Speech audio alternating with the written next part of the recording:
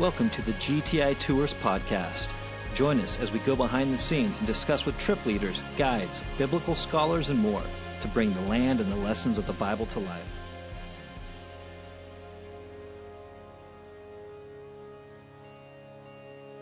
Hello and welcome to the GTI Tours Podcast. My name is Rich and I'm going to be your host today as we dive into the land and the lessons of the Bible.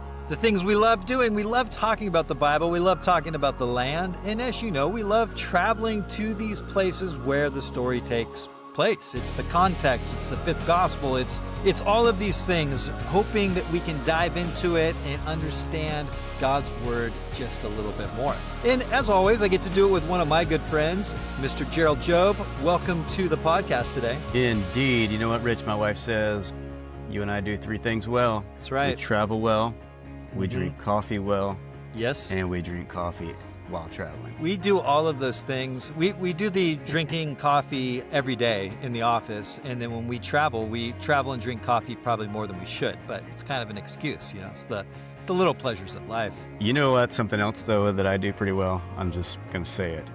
So my wife was recently with me in Turkey, and I barter well. I like to barter. It's Really? like, I don't like to shop. Like, I'm not a big shopper. I'm not a big hunter. But, man, I like hunting for a deal in some Turkish bazaar or side streets or in Greece. And so we were in Greece, right? We were in Plaka, so a little plaza just right outside underneath the Acropolis there. And Such a good place. I got this hat right here. This is what I was shopping for. I was shopping for a hat, and I bought a hat here before. So I knew what the going rate for hats like this were for last year. And then, you know, it's the same guy. I know him. He doesn't me. I'm one of a million. And so I throw out a price, and then he doesn't budge. And then I'm like, peace out, bro. I'm out. I mean, I had the money in hand. I was waving my 2 10s or whatever it was I was offering for 2 hats. And he didn't budge. I said, all right, thanks. And I just started walking. When you and I know that what happens is they're going to stop you. Hey, oh, yeah, and then barter. I take like 3 steps, and my wife pulls out the BOA, baby, Bank of America. And she's like, just give him this, Gerald. And I'm like, no, you're ruining my deal. She's like, he's got to make a living. He's got to feed his kids. And I'm like, he ain't going to let me steal. I promise. He's going to make money. And I just discovered at that moment, there's some things me and my wife don't do well together. And that's barter. That's barter. So no bartering with the babe. It's just bartering with you, man, and my bro. So nonetheless, I like to barter, and I like to barter over clothes in Turkey and Athens, apparently.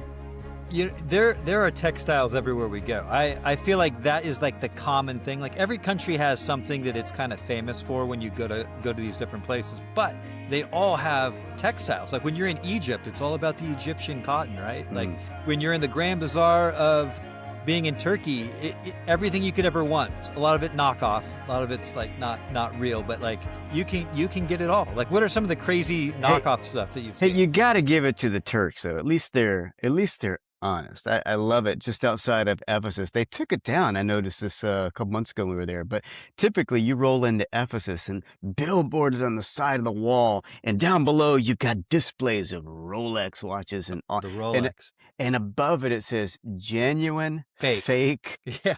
watch. And you're like, you know, you gotta appreciate an honest business guy trying to sell me a knockoff. But you get some knockoff. Almost bought some knockoff Adidas Sambas in Turkey a couple months ago. So I couldn't do it, but I came so close. They were so cheap. But When I travel into like Thailand area, they're really great because they'll say to you, you'll be like, "Is this a real Rolex?" And they'll look at you and go, "Same, but different." Are these real jeans? Are these real whatever? Same, but different. So they're not lying to you. It's same, but different. Yeah, I bought some. I bought just in the Lycus Valley. So ancient time, big in textiles. It's still big in textiles today. But I had my youngest daughter there with me on a trip one time, and it was cold, and she wasn't quite dressed for the cold. And so we're like day 2 into it, and staying at one of our favorite hotels, the Doja, and we just right in just 200 meters from the hotel is this little village, beautiful little trapped in time Turkish village, not commercialized. It's not for tourists. And so you feel like you're stepping in to like just a local Turkish village, and you are. Did you buy some North Face? I did. Well, I wanted a North Face. They didn't have my size. I had to settle for a Columbia. It's not quite a close second, but it's pretty bougie. And it was like $22, and she was Same, warm but for the different. rest of the trip. Same, but different. Yeah. So textile is all over the place. I mean, another story that I was just thinking about one time was that I was in the Grand Bazaar of Istanbul, Yep. and my daughter does musical theater, and so they were doing a rendition of Aladdin, and they were looking for things for Aladdin. So I just walked in and bought like 10, 15, I can't remember how many rugs, like little prayer rugs, because they have tons of them. Like little Aladdin flying rugs? Yeah, little rugs. And so I Oh, bought nice. rugs, and I bought some of those like cool little Turkish like hats that like have the little tassel coming off of it, Turk Ottoman style. Tassely? Is that even a word? I don't Tassely? know. I don't know if it is or not, but it's going to need to be one for the podcast. So tassel, All right. we're going to have one in there. But like I bought Tassel. all of those things because like they have all this textile stuff and they're selling you all these things. And I came back to the States with like genuine Turkish, Middle East stuff for Same, but different. same but different for their production of Aladdin. So their production of Aladdin had real things in it. I don't know that anybody knew that, but it was legitimately real. So That's next level. That's like Dad of the Year right there. it totally is. Well, for this podcast today, we actually have a point to what we're going to do. We are going to dive into some things that you've probably, if you've been on a trip with us, you've come across them. You've seen these things maybe, but maybe you never really thought a whole lot about it. That's kind of the fun that Gerald and I have been having lately is we've been kind of thinking back, like, what are the things that we've experienced that opened up our eyes to the Bible and things that we were not expecting? Like, these are kind of the things sometimes happen. Like, this happens regularly, actually, folks, where Gerald's office is right next to mine. He'll be reading something and he'll be like, Wretch! And he's like pounding on the door or the side thing. You got to hear this. And then he's got some obscure thing that he just read and learned that he really wants me to know. And a lot of times these are actually really cool things that you're like, no way, had no idea about that. That is so cool. And the parallels to our spiritual life, well, fantastic. So we're going to kind of walk you through a little bit of that, but we want to do it by going into a little bit of a kind of a deep dive. We're going to get into a little bit of chemistry here. So just get ready for some chemistry. Let's do But it. we're going to go into the Lycus Valley in ancient Asia Minor, modern day Turkey. If you've been there, or if you didn't know, there is an area there. We love to take people up in hot air balloons because you get up into the air and you get to look down at this entire Lycus River Valley, and you're looking at the cities of Colossae, Laodicea, and Hierapolis, and it is awesome. So we're going to kind of focus into these places here, but these cities show up in the New Testament letters. We see it in the letters to Colossians. We see the other ones in the book of Revelation, but by and large, these cities, they don't get talked about much in sermons. I mean, I don't typically walk into church and sit there and get a nice little talk about Hierapolis. Occasionally, Colossians will get mentioned, but like the other ones kind of get like breezed over. But when you step into the world of the Bible, the words of the Bible come to life. And that's kind of what we want to look at here. And we're going to look at the textiles that were being produced in these places because they were the powerhouse of their time in this area. And by textiles, we're talking about clothing. We're talking about cloth. We're talking about everyday usage kind of things that people wore, things that people use for cleaning, things that people used in their homes to kind of drape the area, things that people use for sleeping. We're talking about everything more than just coverings for the body to keep you warm, but we're talking about all of these things, but they're also symbolic. They're also things that show you like what level you are in society by what you wore, kind of like today. And we're going to see that there are some perfect metaphors for our spiritual life with spiritual change. So we're going to jump into this picture here in the Lycus River Valley, and we're going to start with the famous wools and dyes. And I know you're all freaking out right now going, what can these guys tell me about this? But let me tell you, I've heard Gerald talk on this before, and you're in for a treat as we jump into it. For example, Colossians, with the book of Colossians, when we go to Colossae, it's written, and even Herodotus mentions it as well. But we know that the name of like Colossae may come from a flour that was used for extracting red dye. And that's interesting because they raise sheep there and they produce textiles with a deep red hue that's connected with them. And even first century, the historian Pliny the Elder, he writes about the beautiful red-purple wool of Colossae. And it's an older city and a bit past its prime by the time that the Roman times come in, but still part of the vibrant textile region and trade that's right there. And we're going to see these show up when we read the text. We're going to be able to kind of dive into it. So, Gerald, why don't you talk us a little bit through Laodicea? Yeah, you got Colossae and, Colossae, Hierapolis, Laodicea. It's a triangle. It's a three little city metroplex, I guess, if you're like Dallas, Fort Worth. I don't know what else is near there, but you got a bunch of little cities that, where one stops, where the other ends. These are a couple miles apart in first century, but Hierapolis is there, Colossae. Laodicea is really the one that often gets touted as the textile capital of the world. Even to this day, modern city Denizli is still very much a textile city. Yeah, they're producing textiles. They're famous for their textiles. But in the first century, so we're talking New Testament time, Laodicea is like fashion city capital. I mean, Gucci. It's Gucci, it's Armani, it's like people go to Paris and they have the big, catwalks, as it were, today. Like Laodicea is where they're putting stuff on display. And Laodicea particularly, each of these cities, Colossae, Hierapolis, Laodicea, they got lots of sheep. And if you've ever been there, it's a fertile valley. It's Lycus Valley. It's the name. You've got mountains in the horizons, but it's lush. It's fertile. You got water coming down from Mount Cadmus. That's fresh water. It's just lush and green, and so it supported agriculture very well, particularly sheep. And each of these cities had lots of sheep. That's not unique.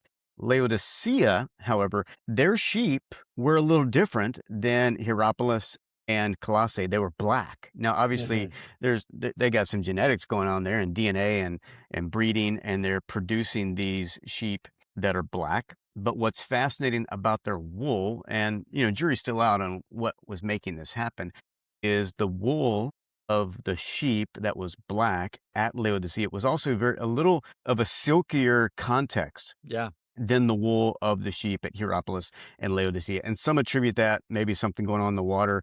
I don't know how all that works scientifically. I do know, however, like my family, we've got a little Maltipoo, a little 10-pound dog. So she's like 5. Her name's Millie. She's the best. And my wife, I'm the feeder. I brush her, I bathe her, I wipe, I walk her. Like, I'm the dude, except when I go on trips, and then my wife has to watch the dog. It's a big undertaking, big sacrifice she takes for me. But she'll say, like, "Did you feed Millie?" And I'm like, "That's what I do every day." But then she'll always ask, "Did you give her vitamins?" Vitamins are important. And vitamins are important. And on the canister of these vitamins, it's like, "Well, make your doggy's hair silky silk," and like whatever. And so the sheep of Laodicea, maybe there was something in the water that was causing this. Regardless, they had these black raven wool, and Strabo in the first century talks about it. Herodotus, as you mentioned, he's talking about the sheep at Colossae and big city, and that's bringing in no small income. Laodicea is bringing in no small income, and it's not just wool, right? They're putting fashion on top of wool. They're creating premium textiles and tunics. It's not just, it is like you said earlier, it's the Armani, it's the Gucci, but it's more than Armani and Gucci. It's these fashionable ways, like, of the clothing. So they have these long sleeve tunics that were a little more upper class and elegant and way more expensive. Then they've got like these shorter sleeve tunics that are obviously for more everyday practicality use. You've got some that are intricate patterns like the trimata and these multicolored fine tunics. And so you've got high-end prices. I mean, this ain't TJ Maxx, right? It's not knockoffs. It's not secondhands. Like, this is cream of the crop. And it's bringing in just hand over fist money into Laodicea. It's one of the things that makes the city filthy rich in the first century is these textiles, these Roman garments. Wealthy people are buying them. They're sleek, they're black. But that's just Laodicea. It's not the only city in the valley, as we mentioned, and you still got Hierapolis just across the way. Yeah, we talked about Colossae a second ago and kind of its colored sheep that it would kind of produce for the wool, of kind of a brownish, kind of like reddish, kind of fun little thing. Laodicea is creating this, but I think even more so, as you were just saying, Laodicea is in Hierapolis as well. They're kind of like the fashion district, kind of like when New York has its fashion days where it's showing off all the new stuff. If something's cool there, it spreads across the empire. Like, everybody wants it. And they're creating their own, I don't know, business Like, it's like, let us show you what's cool so that you'll buy it from us. And we have these special ones, and these colors are all really, really special. So then you get over to Hierapolis, which is not very far away, and that's considered the holy city. We call it Pamukkale today, so it's one of the places we stay, and people love going there because it's got these white terraces of water, like these travertine pools that are full of like hot water. And even as I know for you, Gerald, we love staying at these hotels there because there's like all these natural hot springs that will take care of any ailment that you Yep. might have. And anything. Like, there's seriously a list that's so big before you get in that says danger, but then it says, and it cures all these things. Yeah. So it's like, Well, yeah, you should check out the podcast we did on like there's Yeah. something in the water, Something in the in this water. area. And it's true at Hierapolis. Well, Pamukkale, it's a Turkish word, it just means cotton castle because it looks white like snow. Yeah. And because, like, again, they're doing textiles, but we're doing textiles with wool in this area.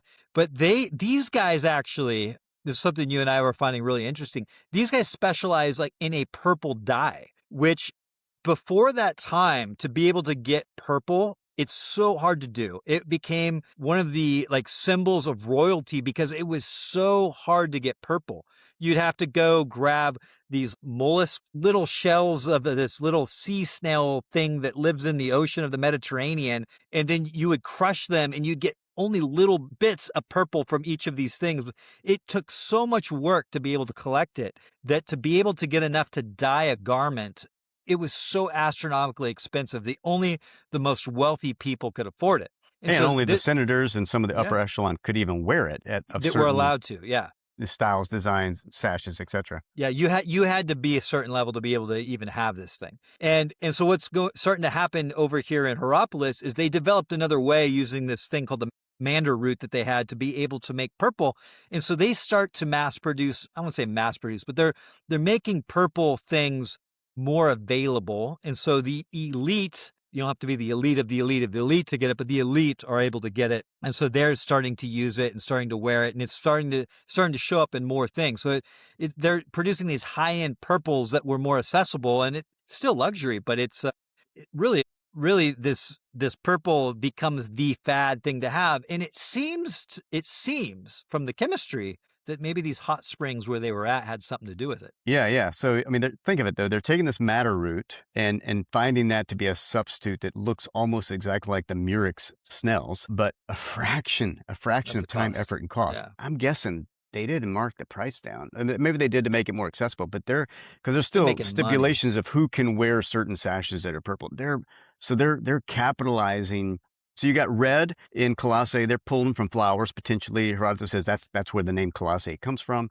You've got Laodicea that we know is black woven wool, and they're making these high-end garments. And in Book of Revelation, even Jesus kind of even Talks about speaks it. to them. You say you're rich, and like he says, buy from me, right? These white garments, and it's a whole play on that. But Hierapolis, they believe. Strabo, who's a first century historian, writes that he's maybe the first one says it's something in the water that's helping these dyes bind to, adhere to, or kind of become mordant to the wool in Hierapolis in ways that it's not so elsewhere. You've got these springs. You alluded to the travertine terraces, but you've got like these 17 natural hot springs around Hierapolis. It's still there today, and they're still warm, and their range, they tell us, from 95 degrees to 212 degrees. And yeah, ancient times, big for healing. So Hierapolis was known as a healing city, but the water, the minerals, the contexture of everything in it also made this whole dyeing process. It caused the colors from the madder root and other dye colors to adhere and bind to the wool, the garment, the textile, if you will, in ways that was more permanent in some ways and more like vibrant in color than perhaps some of the other cities. And so it's the whole valley's ripped and roaring with textiles, but each of these cities has a little unique contribution that they're doing, and that's Hierapolis. It's in the water for sure. So let's get practical though, because we got to get people down to the understanding on this, which I think is really interesting as we talk about this on trips. How did they actually dye the wool? So if you could walk us through that process of how that works. Yeah, I think where my curiosity really began with this is it's been a number of years ago. We were at Sardis and walking through Sardis, which shows up in the Book of Revelation. And the part of the city we're walking through is probably like third 4th century, so what we call Byzantine time. And it's right across from the Roman road, which was right on top of the ancient Silk Road that went all the way to Susa, the capital of the Persian Empire, like the Book of Esther, Susa's mentioned. We know that around 545 BC, give or take, Cyrus the Great's going to come in this area. He's going to conquer Sardis. It'll become kind of the capital of the western frontier, if you will, and this road is going through there nonetheless. And so we're walking on these Byzantine roads, and we've done this for years, and we point out graffiti, right? Graffiti is found in these shops, and at this time, Christianity's legal, but shop owners are wanting to identify who am I with? What trade guild am I with? Or what's my identity? And so you've got a shop, the one's Jewish, a guy by the name of, Yaakov or Jacob, and he's a painter. And so he's got a little menorah etched in on the inside of his shop. And then up the street from that, you've got a Christian, and it's a dye vat, and it looks like old tombstones that have been resurfaced, turned upside down, big crosses on them. And I remember we'd been there. I don't know how many times we've been there before, but I just was doing like, what do we call it? It's like improv drama sight guiding, right? And it's like, and so we were with our good friend Doan, and I just said, Doan, what do you know about textiles, brother? And I'm just peppering, totally unscripted, totally unprepared. And Doan has this wonderful expression anytime, and there's always a challenge with translation of languages. He's got good English, but he's like, he just like perched back, and he's like, "Where's he going with this? What are you gonna do?" And but Doan's he's a bit of fashionista. He's got fashion in him. He's always got a collar up. He's got a leather coat on, and the leather fashion shows at Kusadasi are something to experience even to this day. Rich, I know. It's not somewhere we typically take a biblical study tour, but it is an experience to say the least. So Doan's there, and he pulls out of his hat some facts on the whole dye process, because we're in front of a dye vat, and he pulls out some steps to that, and he starts talking, and I keep interjecting and asking questions, and before we knew it, man, he and we ended up preaching like this spontaneous improv sermon on dye vats and dyeing and textiles, and we walked away, and I'm just like, bro, that was good. I actually, he was talking one time, and the whole group, like, they don't know what's going on. They're just like, oh, this is great. And I'm like, bro, that's preaching right there. And he's just like, so the process, right? The process of dyeing. It is one of those things. You look at it, and it could be boring as a door, right? But then you reflect on it, and all of a sudden you're like, wait a minute. And you open up your Bible, and you're like, Paul talks a lot about that. Paul talks a lot about clothes, right? Yeah. The Bible talks a lot about clothes. But Paul, particularly book of Colossians, which is written in the Lycus Valley, the book of Ephesians, which is in Ephesus, which that's no small town of fashion. And he talks a lot about clothing, putting off clothes, putting on clothes. And so, hey, so here's the steps. First, you got a sheep, right? You got to start with a sheep, because that's your raw materials. You shear that sheep.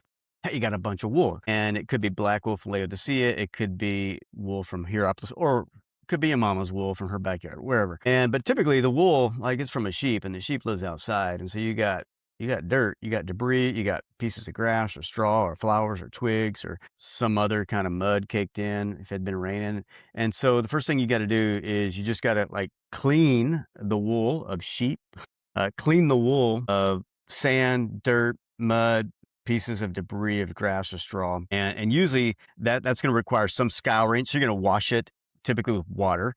You may use some natural soaps. And at times you're going to use some urine to wash it. You're going to get that clean, and you're just going to start producing some clean wool. Now, I know what you're probably thinking right now, Rich. Did he just say urine? Yeah, I'm going to say it right now. Why urine? Like that? Yeah. Just actually, it sounds crazy. Well, you probably got to take this one a little deeper. I probably should.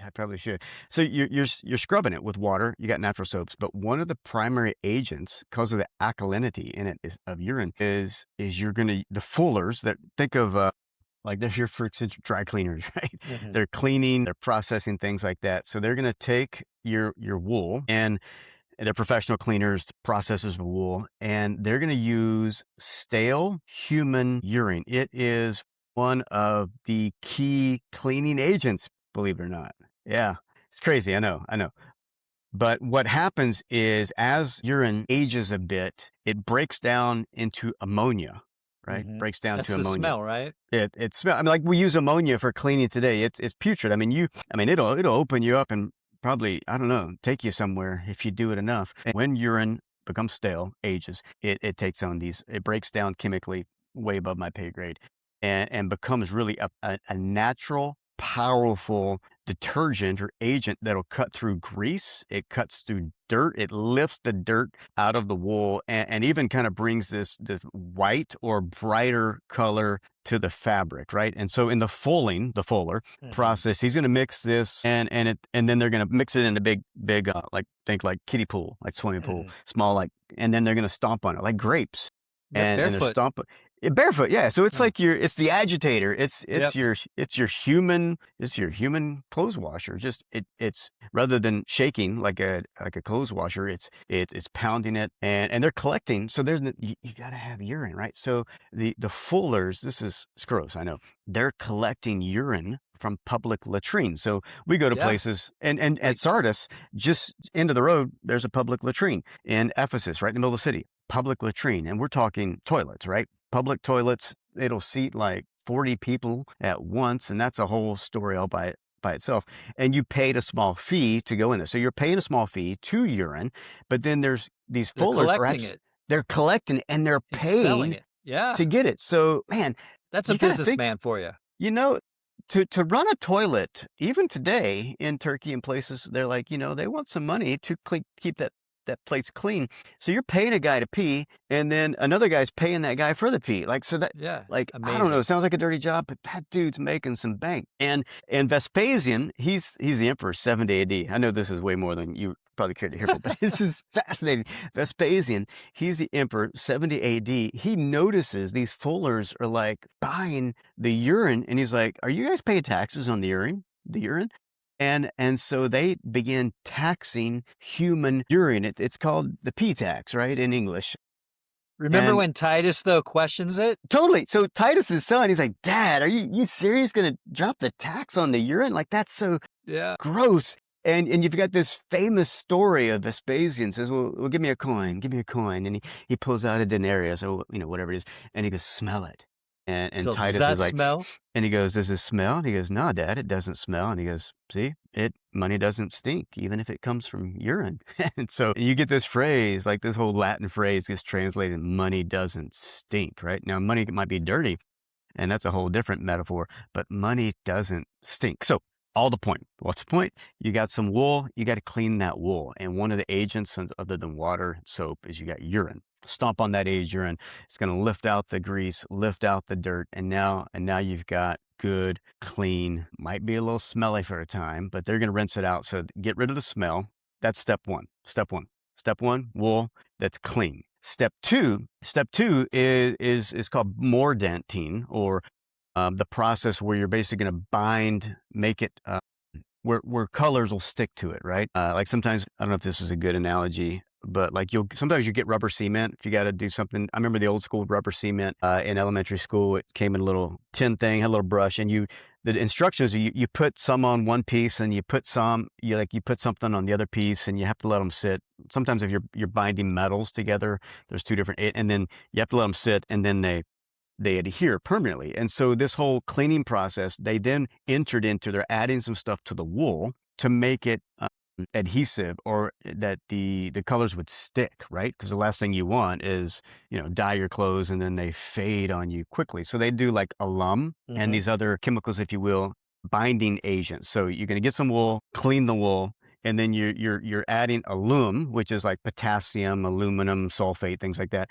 into it. That's allow your colors, when they're added, to be adhered. Now, when you're adding the binding agent, sometimes they're going to heat the water a little bit, and that gets the chemicals going. It's probably something similar to today's modern pour over, that you've got just it's warm at certain degrees at certain times around, and it's releasing these chemicals, which we got pour over here in the office, and I've got instructions from my daughter to how to use it. But she explained to me the whole chemical breakdown. Like, I got no idea what you're talking about. I just want to get a cup of coffee. Unfortunately, you talked about urine way too much. You can't make a coffee reference right now. All right, so so the wool is soaking in this, so step one, you got wool, clean it, add this binding agents to it. And then thirdly, here's where the fun starts happening. You're going to color it, right? So you're going to dye it. And so you've got this dye vat. Now we're at Sardis. And you've got this dye vat, some type of big container. It's got dyes in it.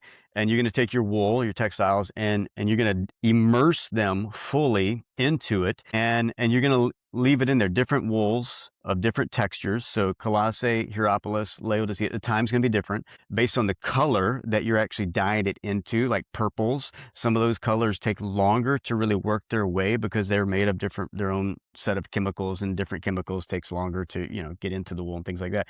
But these guys, they know. And so the point is they're immersing the wool into the dye as long as it needs to be immersed into it for it to be fully saturated with that color. And then you're going to take it out. So you got wool, you clean it, you got this binding, mordanting process, you've got the dyeing. And then fifthly, you've got you're just going to let it dry, right?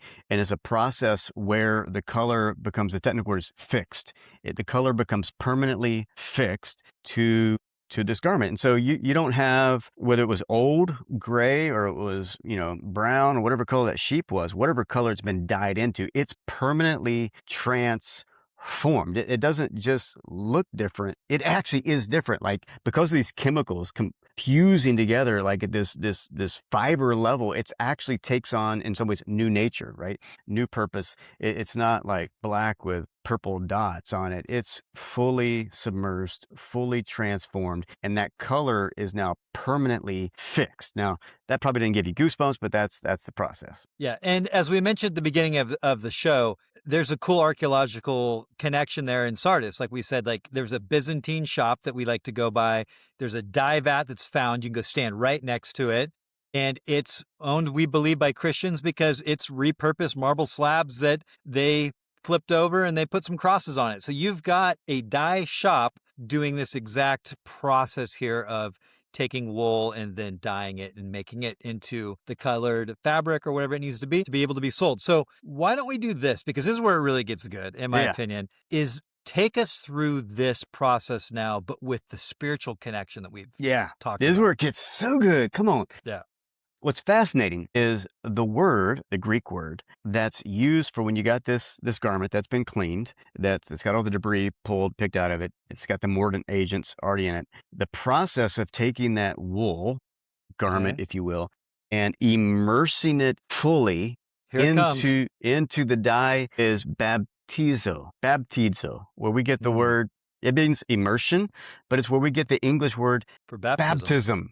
Yeah. Baptism, because people are immersed in water, right? And Paul talks about this a lot. Talks about it in Romans, talks about it in Colossians. He talks about Colossians 3. He talks about this idea of clothing, right?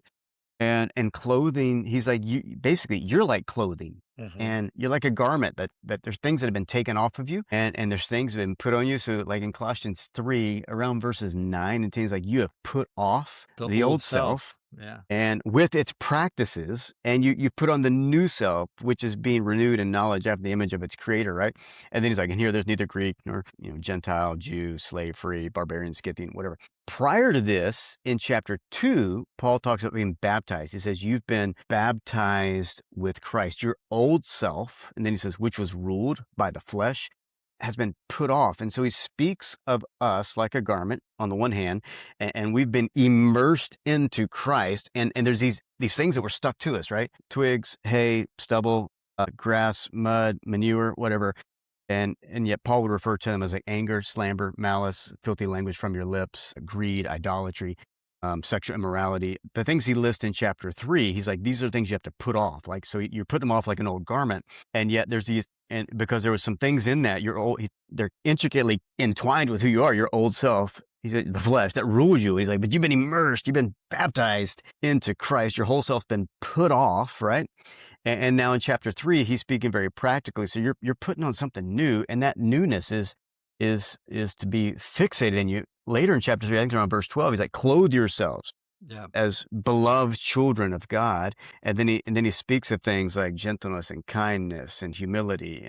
And he's like, this is who you now are, you're meant to be permanently changed, right? So on baptism, Paul sometimes talks about being buried with Christ. And we use the idea often in evangelical churches of going into the grave with Christ and coming out resurrected with Christ. And that's so true, so true. However, Paul also seems to be using this idea of baptism with a dye vat. And it wasn't missed on the early church. You've got writers in the 4th century. There's a guy by the name of Gregory of Nyssa, Nyssa, and he actually has a whole writing. It's called On the Baptism of Christ. And in it, he says, I'll just paraphrase, as garments are changed in dye, so are souls changed in baptism. And obviously, baptism doesn't save us, at least from an evangelical theological perspective. It is a outward expression of something that's happened. But the early church, like, it's a big deal. It's part of the process. And it's because this image of you're going in and you're going to stay there as long as you need. Now, we'd drown if that was like actual true practice. But it's this idea of you're being transformed as garments are changed with the dyes. It works its way into every fabric of home and work and everything in between. So it is when you're baptized with Christ, like he intends to invade, to recolor, to transform fibers and DNA, spiritually speaking, character speaking, morality speaking, every area, just as every part of this garment's changed. Like when you're truly baptized into Christ, which is more than just an event, it's an event that keeps on happening. In a sense, like we're being transformed. So dipping a cloth in a dye vat, it's anything but superficial. The garment is changed permanently, and we're baptized into Christ. There's this permanent transformation that takes place. We're not like I said earlier, gray tunic with a purple spot. No, you're a purple tunic. You're brand new.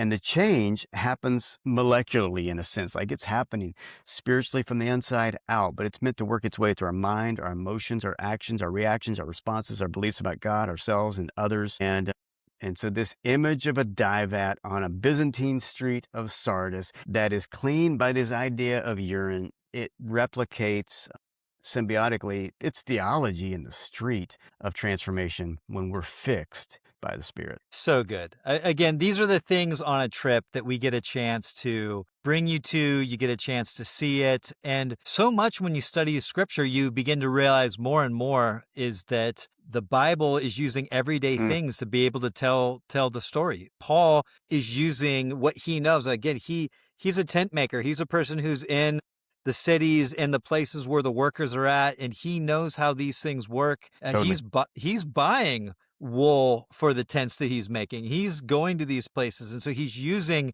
these same examples to be able to explain, hey, here's what it's like to be a new creation, to be different. And so we love showing that. We love showing that to people when they come. We love giving a chance to really walk people through it. It's the best part of our trips that these things come alive. And again, something as simple as a dye vat, you all of a sudden realize this is where the whole storyline of baptism gets its imagery from. And they would have known that. Love it. Man. So good. Last thoughts on that as we finish our textile talk? It's all there. It's, just to summarize, that's a lot. Like, what were the steps and what is, you're preparing the cloth. And it just reminds me like 1 John 1:9, that if we confess our sins, he's faithful and just to cleanse us. Like it says, to forgive us of our sins and cleanse us from all unrighteousness. There's this forgiveness that happens, but there's this cleansing that happens, right? It keeps on happening. It's the very first process. Like you got this wool, you have us, and we're being cleansed. It speaks of repentance. It speaks of confession. It speaks of Jesus going to work on the inside. We're forgiven of the act of sin, but then he begins to cleanse us from the things that caused us to do that thing in the first place. Hello? And then you got this binding agent. And I think of Paul, like in Ephesians 1, around verse 13 and 14, says, you're sealed with the guarantee of the Spirit. And this idea that whatever's going to happen, right, it's going to take some effort. I love what Dallas Willard says, his grace isn't opposed to effort, but it is opposed to earning. And yet it's a reminder, like, whatever I'm doing of my good works, if you will, it's just a response in faith to God's prompting and invitation. Philippians 1:6, he who began a good work. But it's the Spirit, right? Paul would say to Galatians that you began in the Spirit. Like, how you gonna be changed? He's like, the Spirit, right? It's this ongoing work. And it reminds us, like, the Spirit is this binding agent that's allowed change, that's allowed the truth of what Jesus has done to take place. And then, hello, we go to the vat, man. We are immersed and just to the newness. And Paul says, you're being renewed. You're being renewed in the image of the knowledge of your creator, like the image of Christ. So you're being renewed. It's not like happened. It's this process of happening. Like some Christian circles talk about sanctification. Modern circles, we speak about spiritual formation. Somewhere in between, we talk about discipleship. But it's this ongoing process of partnering with the grace of God, the work of God, the Spirit of God, allowing ourselves to be transformed. And for some of us, man, it takes a little longer than others. So because certain fabrics and certain dyes, it just takes longer to get into those spaces. And there's certain areas of our souls and our lives. It just takes a little longer for the gospel to get there. And that's why Paul would be like, continue to be renewed, like in your mind, in Romans 12:2 and Ephesians 4, verses 23, 24, is like being renewed. It's like present active, it's keeping on going. So there's this binding agent, but then there's this immersion process. And end result, here's the deal. Like God's goal for you and me is not we go to heaven when we die. That's the byproduct. It's not even that our sins are forgiven. Like that's the perk. It's that, friends, we look like Jesus. We're becoming transformed into the image of his son. And I love the phrase, while we talk in Colossians here, is in chapter 3, Paul says, since you've been raised with Christ, he says, set your hearts on things above where Christ is, sitting at the right hand of God. And he says, set your mind on things, this idea of set your heart, set your mind on what's true. And then he goes into the passage, put off anger, rage, mouth, put off sexual immorality, put on. But he's reminding us, this is who you are. So now live that out. And that last stage of the dye and the garment, it's being fixed. It's being set. The colors are set. The colors are fixed. And now they're meant to live out their purpose in the world. Now, for us, it's not one and done. We continue to be set and continue to be fixed. And it's a lifelong process of transformation.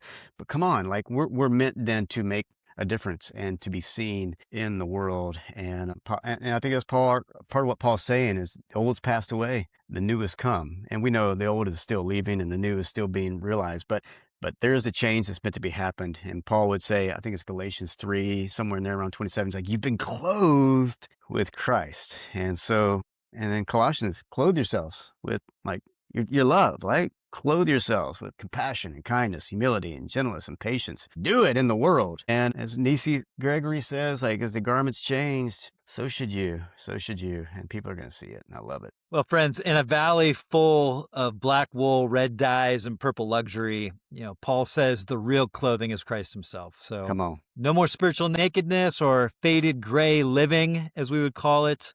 It's time to live it out. That's the gospel woven into everyday work. You like how I just used the woven and wool right there? I see what you did there. That's good. That's good. Whether you're a dyer in Hierapolis or a modern listener, the invitation is the same. It's come to the vat, come be immersed, come be changed. And we think that you can do that every day through studying God's word. You can even do that on a trip to go see these places. We'd love to have you on something like that. But get into God's word, be amongst his people, but be in a place where you're being changed daily and being sanctified, as we've been talked about. So good. I love it. Again, a dye vat. Who would have thought? Who would have thought? Who would have thought? So, hey, friends, thanks for joining us. If this sparked anything that you heard, that you're like, oh man, that's great. Go check out Colossians. I would just say, go read it. Dude. It's an easy read, simple read. 4 chapters. 4 chapters. And, if you want to take it a little bit deeper, come visit these sites. Yeah, exactly. That would be even better. So until the next podcast, friends, take care. Take care. Peace.